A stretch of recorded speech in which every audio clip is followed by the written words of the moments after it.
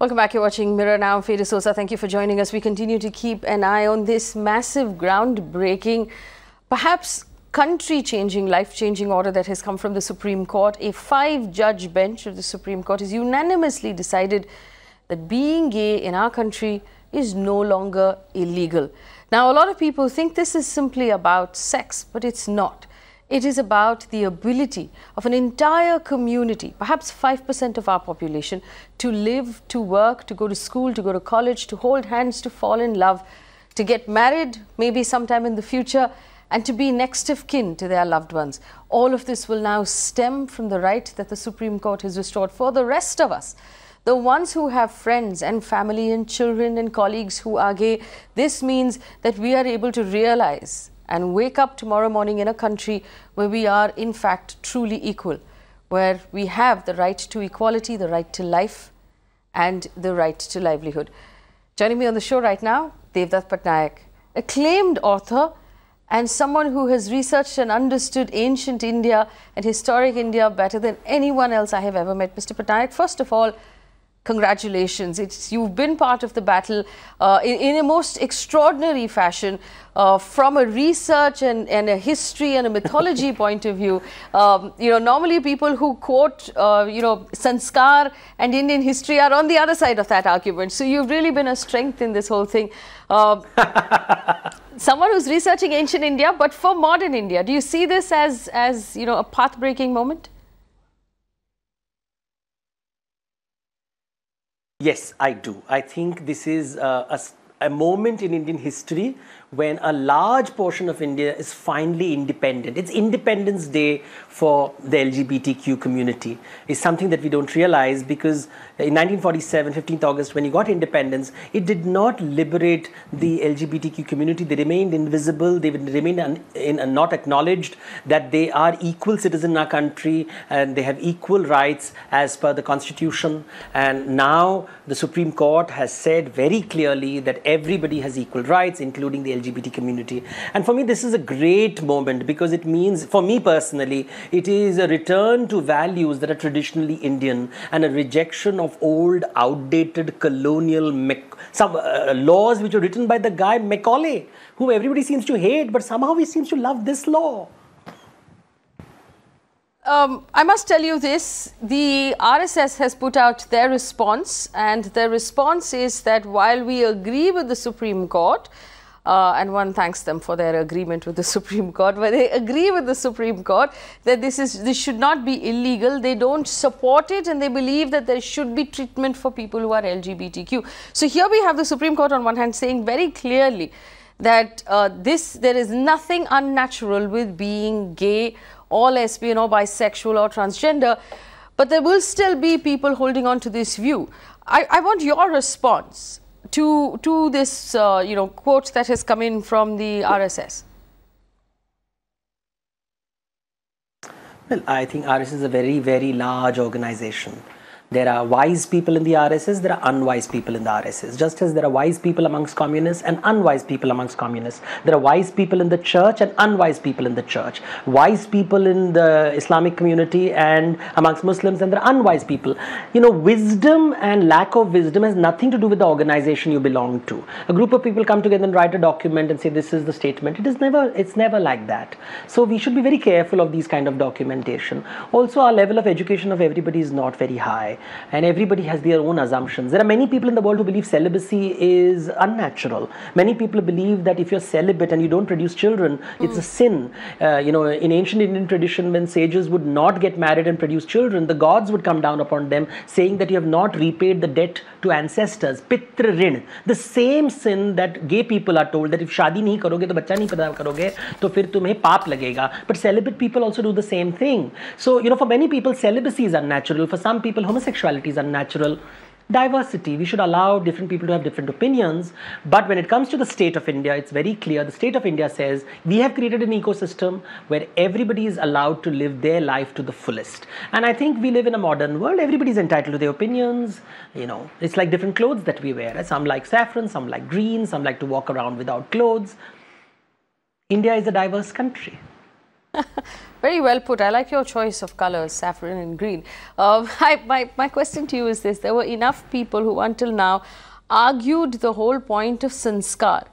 This is not part of our culture, this is not Indian sanskar, this is not our history. Now, even within the court, Mukul Rohtkar argued that this is a Victorian idea and it's not an Indian idea. But I want you to help us understand from our history. Is there references to the gay community, Yes. to lesbianism?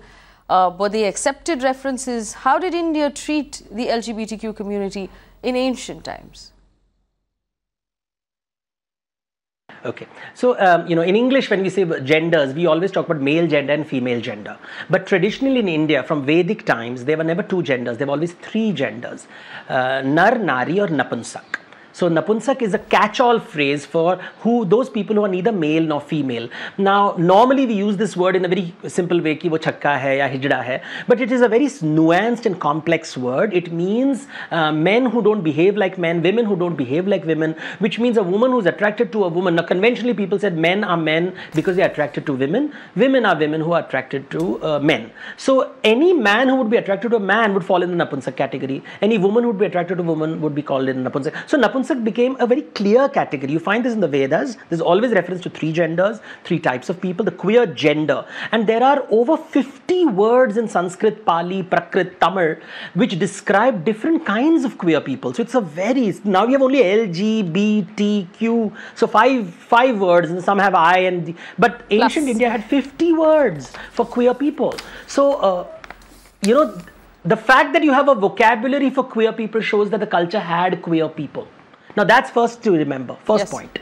Second point, let's look at the Puranas. We are the only culture where gods are comfortable shifting genders. Shiva becomes Gopeshwar Mahadev to dance Ras Leela in Madhuban. Krishna, there's a very famous Thumri song where Krishna is said, the women are saying, is nar ko nar banao re, let's turn this boy into a girl. And Krishna is enjoying himself, Yeah, I've written, my book Shikhandi, which is full of stories. These are like, this whole book is talking about stories from the Vedas and the Puranas, which are telling different ways, stories of men who fall in love with men, women who fall in love with women, men who become men, women who become men who become pregnant. I mean, a whole book of stories from the Mahabharata, from the Ramayana, from Shiva Puran, from Vishnu Puran. So there are stories everywhere. There are stories in the in the Buddhist literature. There are stories of monks falling in love with each other. There are stories, this book I introduced called "I Am Divine, So Are You," which talks about Jain traditions. In Jain traditions, we don't realize the Jain munis said your body has two parts: Dravya Sharira and Bhava Sharira. Dravya Sharira is the flesh, but Bhava Sharira is the emotions and the psychological aspect. And it is possible for someone with a male body to be attracted to have a female emotions. That means they, like women, fall in love with men. Look at the sophistication of this. We are now studying this in gender studies in 21st century. This is in the 5th century. Jain literature is talking about queer studies. So we had queer studies in India 1500 years ago. The colonial powers who ruled India had no understanding of this, and we are following their law? What rubbish. So we have a vast culture, the Buddhist literature, Jain literature, Sanskrit literature, Tamil literature, Vedas, Puranas, all talk about, male, female and queer and different kinds of fluid sexual relationships. And there is always the question that how do you accommodate it in society? Prakriti mein to hai, it is there in nature. But isko Sanskriti mein kaise leke aoge is the challenge of human maturity. And those with a high spiritual index will accommodate different people. People with a low spiritual index will not. They'll always be Rudhivadi, fundamentalist, my way is the highway. And they are what, they are people who believe that the world is exactly what they think it is. And that is arrogance, to assume that the world is what you think it is. The world is not what you think. Prakriti ko samajhne ki koshish mat karo. Prakriti aapse bahut bada hai. Namrata se accept karo ki aapse bahut log alag hai. Sorry, English. No, you feel free, feel free. I encourage as many different languages on this channel as we can accommodate. It's part of, accommodating everybody's point of view. But here's my question to you. And a lot of the petitioners who were fighting against the LGBT rights happen to be clerics, the clergy of different religions. So the Catholic Church or the Christians were involved, Yes. the Muslim clergy was involved, the Hindu hardliners were involved. So in every religion, people took a religious view that this is a bad thing. Yes. Now, where does this come from? How is it important to, and why is it that our religious, sort of stalwarts all agree when it comes to this one thing? No, let's be very clear. They are not religious stalwarts. They are a vocal, loud religious minority. So let's be clear, because this book, now look at this book. This is called I Am Divine, So Are You. This was written, I introduced this book. The person writing it with me, the editor, was Jerry Johnson. But who sponsored this book? The Church of Sweden. The Church of Sweden wants to help write a book, how Hinduism, Buddhism, Sikhism, Hinduism affirm the dignity of queer identities and sexuality. How religion is an ally, not an adversary. Now imagine this, Church of Sweden. So there is a Church of Sweden which is supporting, is an ally. And then there are another church which is saying we are not an ally. Diversity within the church.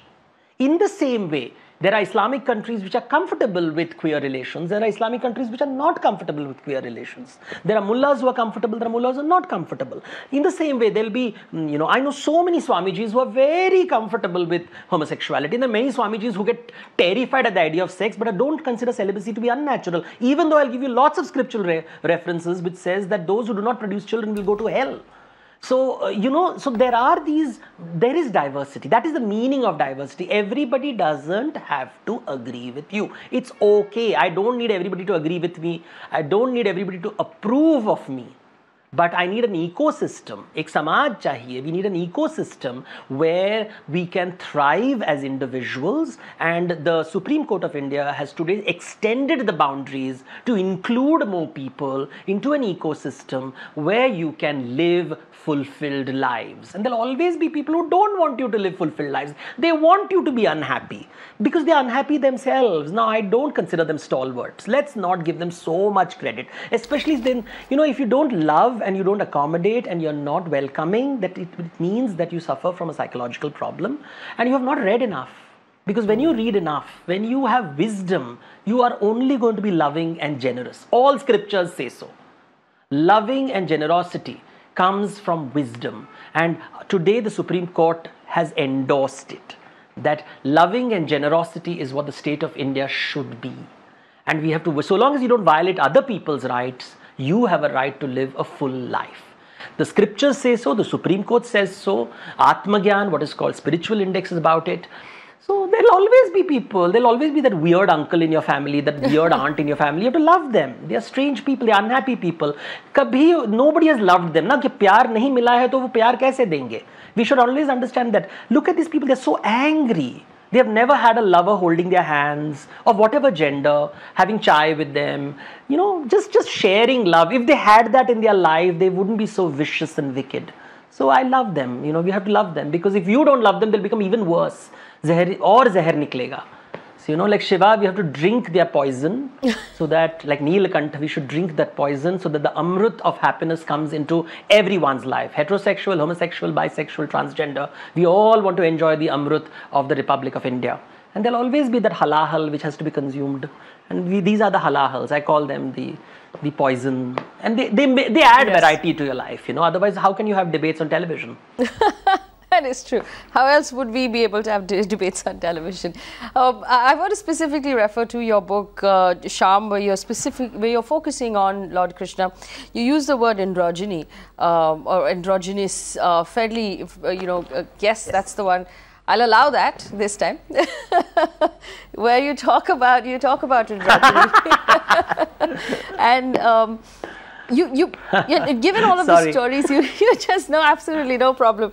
Given the stories you just told us about, the idea that we need to straitjacket people into female roles and male roles, and we're as hard on on both sides, that men have to be tough and they have to do physical work and they have to be this way and that way, and girls have to be a certain way, and we carry that baggage to our children well into adulthood. Again, from what you describe in your book, this is not a fundamentally Indian idea. Did we pick this up from the West as well? Yeah. Well, we can't blame the West for everything. we also allowed the West to come into our lives and colonize our minds. And we have colonized ourselves in our minds. We allow these ridiculous Western, old 19th century Western ideals. The West has moved on and gone to a different space. But you see, when you read Krishna literature, Krishna is in your life, you understand that Purna Purusha, Sri Krishna is called Purna Purusha, the complete man. And how is he visualized? He's visualized in Tribhanga pose. He's standing in a shapely form, almost like a woman, right? It's called Tribhanga, when he's holding the flute and dancing with Radha. He's dressed in Tribhanga. He has done Shringara, which are all feminine traits. When he's dancing with Radha, Radha and Krishna, when they're dancing with each other, they exchange each other's clothes. So Krishna wears Radha's clothes, Radha wears Krishna's clothes. It's called Gore Gwala Ki Leela, the play of the white cowherd. White cowherd here refers to Radha. So there are these stories where Krishna becomes Mohini. He marries Arjun's son Aravan so that as a woman, because you see the story goes in Tamil folk literature that Aravan had to be sacrificed if the Pandavas had to win the war against the Kauravas, and he refused to be sacrificed until he got married and had a widow weep over his body, and no woman wanted to marry him. So Sri Krishna became a woman, became Mohini, married him for a night, and when he was beheaded, sacrificed, he wept as a widow. So this is part of Hindu tradition. These are stories. Krishna becomes a woman for the sake of the larger good of society. So these kind of gender transformatory roles. Shiva becomes Gopeshwar Mahadev. When you go to Mathura, Shiva is Gopeshwar, and he's very comfortable with this gender fluidity. So this kind of we live in this very happy world. The mythology of India is happy and fluid and not rigid. And we don't have a god who judges. There is no god who's saying fire and brimstone and pillar of salt. There is about, things change. Gods make mistakes. Sometimes, things go wrong. We make mistakes. But there's always love and accommodation continuously. Even Ravan is respected. Even Kansa is respected. Even Duryodhan is respected. Even people who are such nasty human beings, in the end, God says, "Tu mera hai yaar, tu mera bhai hai, tu mera beta hai." So this is what Indian tradition is. Hamara jo bhav hai, wo prem nahi hoga. If there is no love, there is some music when you speak in Hindi, which English unfortunately doesn't capture. It's this love which is, I think, Supreme Court judgment which is brought today. And I think that is a restoration of, Rangabhumi. Vishnu's Vaikunt is called Rangabhumi. Today Indra Dhanush aaya hai with all the colors. With sab rangon ke saath Indra Dhanush aaya hai Vaikunt mein. So, this is wonderful because now finally Rangabhumi has come to India. Well, here's another question. This 377 and the unnatural sex that was mentioned in 377 doesn't specifically only refer to homosexuality. It also refers to other kinds of sex that heterosexual couples may have that may not be considered natural. And by natural, we mean may not actually result in childbirth or pregnancy. The idea of the missionary position, which came from a Christian idea of what is acceptable and what is not. Given the fact that we are the country of the Kama Sutra, we are the country of the Khajuraho temples, we are a country that celebrated pleasure in some ways, is it high time that that portion also got removed and we start to acknowledge ourselves as sexual beings? Because we tend to, still get squirmish when someone brings up sex. Yeah. You see, unnatural word is a 19th century word. They did not understand nature. In nature, there are 500 animals which indulge in homosexual activities, and there are lots of activities in nature which are non-sexual in nature, for example, amongst monkeys. So let's be very clear. This unnatural word is a 19th century outdated word, has no meaning today. We should remember that in Hindu tradition, sex is of different types. There's dharma sex, artha sex, Kama sex and moksha sex. Dharma sex is only for children. Artha sex is for commerce. You can turn it into a service provider. So commercial sex workers providing sexual service is part of artha sex, where it is a money thing. Then there is Kama sex, purely for pleasure, for no other purpose than to have fun. And there is moksha sex. Sex can also lead to liberation, which is the tantric form, where sex is used as a technology to liberate yourself from the cycle of rebirths or samsara. So towards moksha.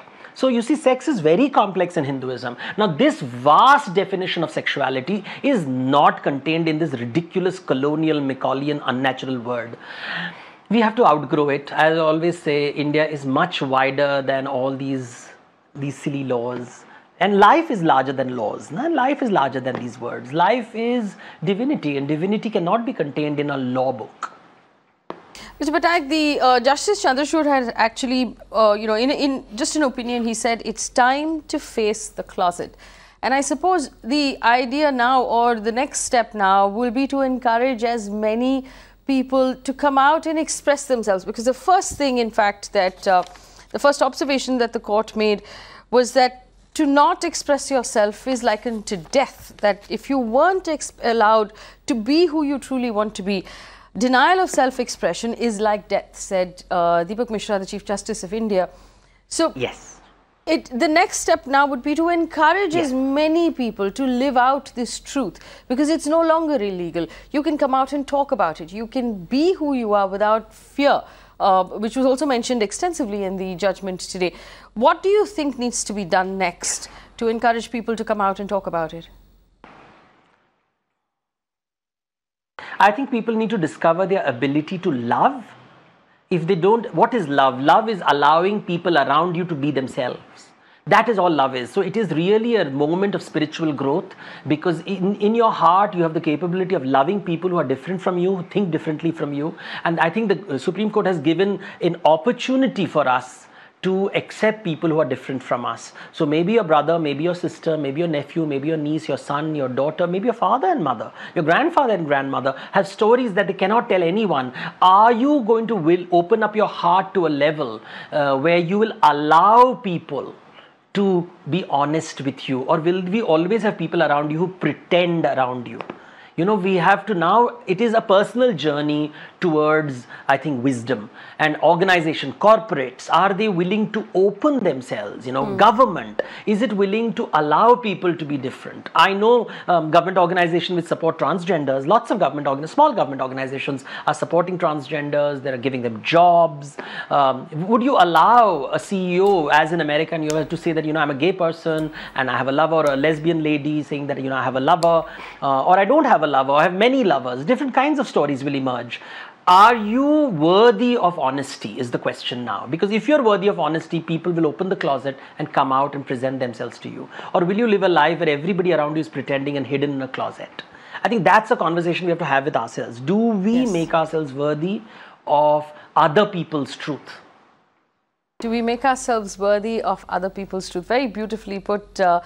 Pattanaik, thank you so much. Devdutt Pattanaik, acclaimed author, your very, very strong and reliable voice on Indian history, Indian mythology and religion. Such a pleasure to chat with you, and such a pleasure to chat with you on a day like today. Thank you. And I hope that you will spend more time with us at Mirror Now, helping us understand where we've come from, so that we can understand where we have to go next. Stay with Mirror Now for more news and updates as we continue.